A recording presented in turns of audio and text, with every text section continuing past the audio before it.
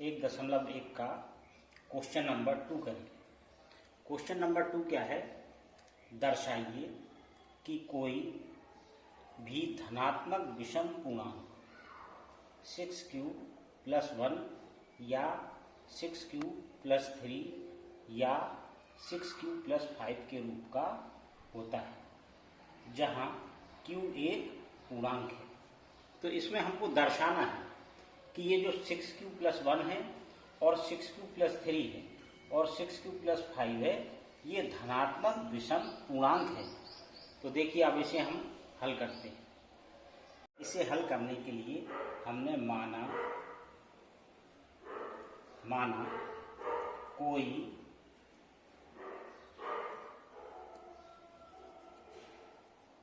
धनात्मक पूर्णांक ए है। हमने क्या माना कि कोई धनात्मक पूर्णांक ए है।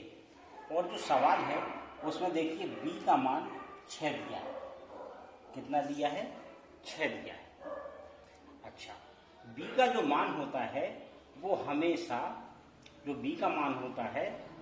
जो सवाल में जो दिया है सवाल में हमको क्या दिया था?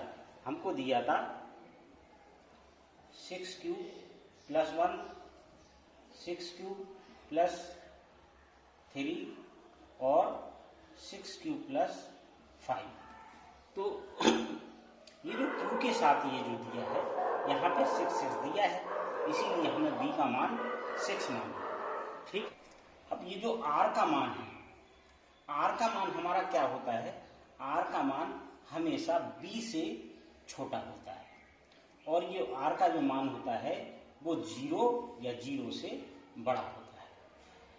अब ये हमारे जो r के जो मान होंगे b से छोटे और 0 से बड़े, यानी कि r बराबर हमारा 0 होगा, 1 होगा, 2 होगा, 3 होगा, 4 होगा और 5, क्योंकि r का मान 0 या 0 से बड़ा और 6 से छोटा। ये बराबर का निशान है कि r का मान 0 भी हो सकता है और 6 से छोटा, यानी 0, 1, 2, 3, 4, 5।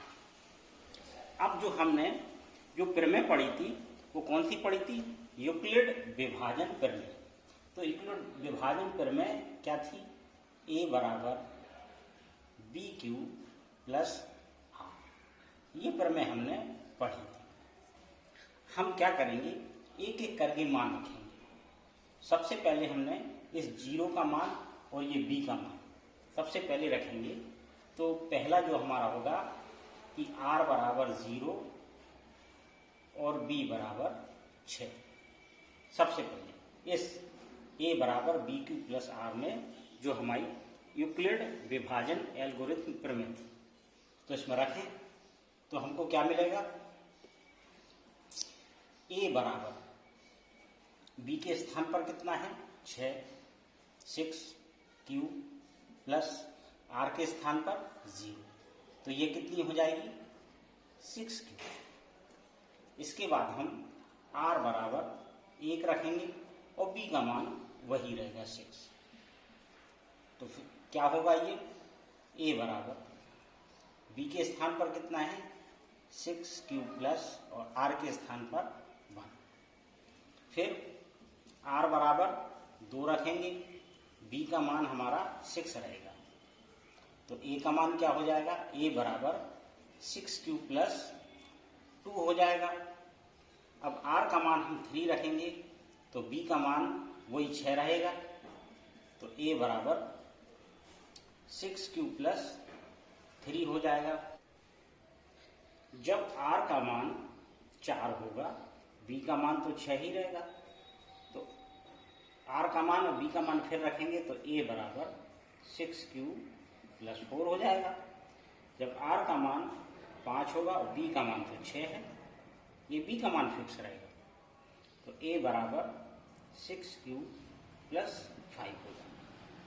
अब सवाल में हमें जो दिया है, सवाल में क्या दिया है कि धनात्मक विषम पूर्णांक, जो धनात्मक विषम पूर्णांक है वो किस रूप का होगा? हमारा होगा 6 क्यूब प्लस 1, 6 क्यूब प्लस 3 और 6 क्यूब प्लस 5 के रूप का होगा। ये हमको दर्शाना है। तो इसमें क्या है कि यहां जो आप ये देख रहे हैं, ये वाला 6 क्यूब, फिर 6 क्यूब प्लस 2 और 6 क्यूब प्लस 4, ये 3 स्टेप, पहली लाइन, तीसरी लाइन और ये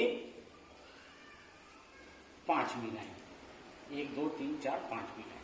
इनमें देखिए आप, इसमें 2 का भाग जा रहा है, इसमें भी देखो 2 का भाग देंगे तो ये 2 3 6, 2 एकम 2, इसमें भी 2 का भाग जा रहा है। और इस वाले में देखिए 2 का भाग 2 3 6, 2 दूनी 4। जिन संख्याओं में 2 का भाग जाता है तो वो संख्या क्या कहलाती है? हमारी सम। अब देखिए ये जो लिखा है 6 क्यूब प्लस 1 और 6 क्यूब प्लस 3 और 6 क्यूब प्लस 5, इसमें 2 का भाग नहीं जा रहा है। 6 क्यूब प्लस 1, 6 क्यूब प्लस 3 और 6 क्यूब प्लस 5, इन तीनों में हमारा 2 का भाग नहीं जा रहा है। इसलिए ये जो संख्याएं कहलाएंगी, कौन सी कहलाएंगी? विषम संख्या। विषम संख्या क्या होती? जिनमें 2 से भाग ना जाए। तो हम क्या लिखेंगे? तो हम लिखेंगे कि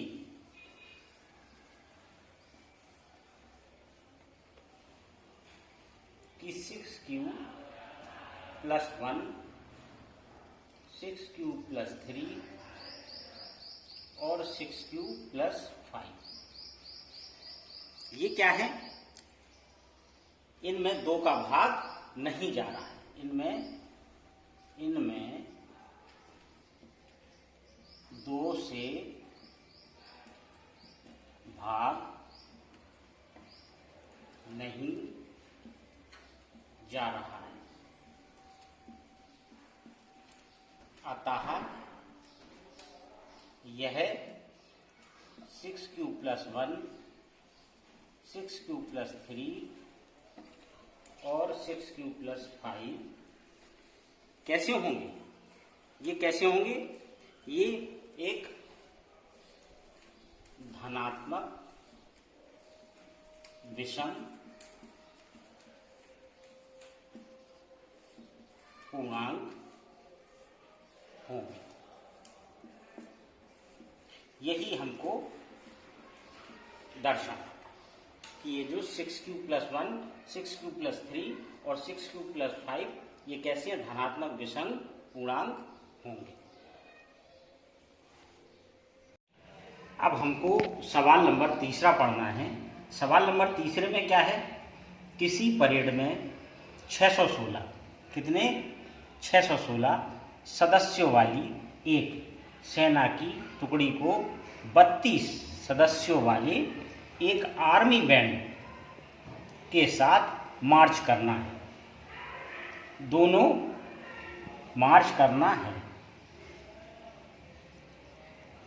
दोनों समूह को समान संख्या वाले स्तंभों में मार्च करना है। उन स्तंभों की अधिकतम संख्या क्या है जिसमें वे मार्च कर सकते हैं? देखिए सवाल का मतलब क्या है कि हमको परेड में कितने हैं? एक जो सेना की टुकड़ी उसमें 616 सदस्य और एक दूसरी टुकड़ी है जो आर्मी बैंड की है, उसमें केवल 32 सदस्य हैं। अब हमको इनको मिला के हमको स्तंभ बनाना, मतलब एक लाइन में खड़े करना। एक स्तंभ, 2 स्तंभ, 3 स्तंभ, 4 स्तंभ, ऐसे ही कितने हमको स्तंभों की संख्या निकालना कि जिसमें कि ये दोनों टुकड़ी साथ साथ खड़ी हो सके। तो उसके लिए हमें क्या करना होगा? इसमें एक शब्द दिया है अधिकतम। इस अधिकतम शब्द को हमें लेके चलना है। इस अधिकतम का मतलब होता है HCF, हाईएस्ट कॉमन फैक्टर। अगर हम इस सवाल में HCF निकाल लें, क्या निकाल लें?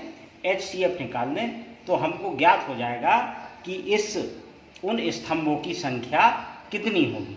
तो इसे हम निकालने के लिए आगे HCF ज्ञात करेंगे। सवाल को हम आगे हल करेंगे। हमको क्या निकालना है? HCF। तो HCF निकालने के लिए हमने ये जो एक प्रमेय पढ़ी थी, हमने प्रमेय का A बराबर बी क्यू प्लस आर। इसका हम प्रयोग करेंगे। तो इसका प्रयोग तो हम बाद में करेंगे। तो यहाँ पर जो हम देख रहे हैं कि यहाँ पर एक जो संख्या दी थी वो कितनी थी 616, और दूसरी संख्या कितनी थी 32। 616 बड़ी है, 32 छोटी। तो क्या करना पड़ेगा हमें, एचसीएफ निकालने के लिए जो हमारी प्रमेय थी यूक्लिड विभाजन एल्गोरिथ्म, उसका हम प्रयोग करेंगे। तो उसमें क्या करते थे, ये जो 32 है, इस 32 का भाग देंगे हम 616 में। तो पहले हम 32 का भाग देंगे 61 में, एक बार जाएगा तो ये कितना होगा 32 एकम 32। इसको हम घटा देंगे, घटाने पे कितना बचेगा 29। अब इसमें अंक कितने उतार लेंगे हम 6। अब फिर इसका 32 का भाग इसमें देंगे तो ये कितने बार जाएगा, लगभग 9 बार जाएगा। 9 बार भाग जाएगा तो 9 का मल्टीप्लाई 32 से करेंगे तो ये कितना होगा 288 होगा। 288 होगा। फिर इसको हम क्या करेंगे, घटा देंगे, घटाने पे कितना बचेगा 8। अब इधर कोई आगे अंक नहीं बचा तो फिर क्या करेंगे, अभी यहाँ पर 0 नहीं आया। क्या नहीं आया, 0। तो फिर हम इस 8 का भाग इस 32 में देंगे तो ये कितना आ जाएगा 8 चौको 32। घटाएंगे, घटाने पे कितना आ जाएगा 0। तो जब तक हमारा 0 नहीं आ जाता तब तक हम भाग देते रहते हैं। अब इसको लिखने का क्या तरीका है, ये जो हमारी ये था a बराबर बी क्यू प्लस आर। तो a बराबर बी क्यू प्लस जो आर है, ये हमारी यूक्लिड विभाजन एल्गोरिथ्म प्रमेय है। तो इसमें कितने स्टेप बन रहे हैं, 2। एक बार यहाँ भाग दिया था और दूसरा भाग यहाँ दिया था। तो पहला जो स्टेप है हमारा, पहला स्टेप क्या बनेगा, पहला स्टेप हमारा बनेगा, पहला स्टेप बनेगा हमारा, ए का मान कितना है इधर 616, बी का मान कितना है यहाँ 32, क्यू का मान कितना है यहाँ 19, और आर का मान कितना है, आर का मान है इधर 8। ये पहला स्टेप हो गया। अब दूसरा स्टेप क्या बनेगा हमारा, दूसरा स्टेप यहाँ से मिलेगा। यहाँ पर ए का मान कितना है 32, बी का मान कितना है 8, और क्यू का मान कितना है 4, और आर के स्थान पर 0 है। तो जो 0 वाला स्टेप है, इसमें जो बी का मान है, यही हमारा HCF होता है। हमने पहले सवाल में पहला सवाल जो किया था पहले, उसमें पहला पार्ट, दूसरा पार्ट और तीसरा पार्ट, उसमें यही स्टेप हमने बताए थे कि जहाँ पर जो 0 वाली लाइन है उसमें जो भी बी का मान है वही हमारा HCF होगा। तो यहाँ पर हमारा HCF कितना आया 8। इसका मतलब ये है कि जो हमसे जो सवाल में पूछा था कि उसमें स्तंभों की संख्या, तो स्तंभों की संख्या 8 होगी। स्तंभों की संख्या, तो स्तंभों की संख्या कितनी होगी, बराबर 8। कहने का अर्थ ये हुआ कि हमको 8 लाइन बनाना पड़ेंगी, 1 2 3 4 5 6 7 8। ये 8 लाइनों में हमारी टुकड़ियाँ खड़ी होंगी, एक इसमें, दूसरी इसमें, तीसरी इसमें, चौथी इसमें, पाँचवीं इसमें, छठवीं इसमें, सातवीं इसमें और आठवीं इसमें। इसमें कैसी खड़ी होंगी, इसमें हर स्तंभ में 81, कितने 81 लोग खड़े होंगे, जिसमें 77 4 तो होंगे बैंड वाले और 77 होंगे कौन से, परेड वाले। 4 होंगे बैंड वाले और 77 परेड वाले। इसी प्रकार हर स्तंभ में 4 बैंड वाले और 77 परेड वाले। तो 77 में जब हम 4 जोड़ेंगे तो कितना हो जाएगा 81, और यहाँ भी 77 में 4 जोड़ेंगे तो कितना हो जाएगा 81। तो हमारी जो स्तंभों की संख्या होगी वो कितनी हो जाएगी, 8 हो जाएगी। 8 स्तंभों में सभी लोग परेड करेंगे। यही हमारा आंसर है।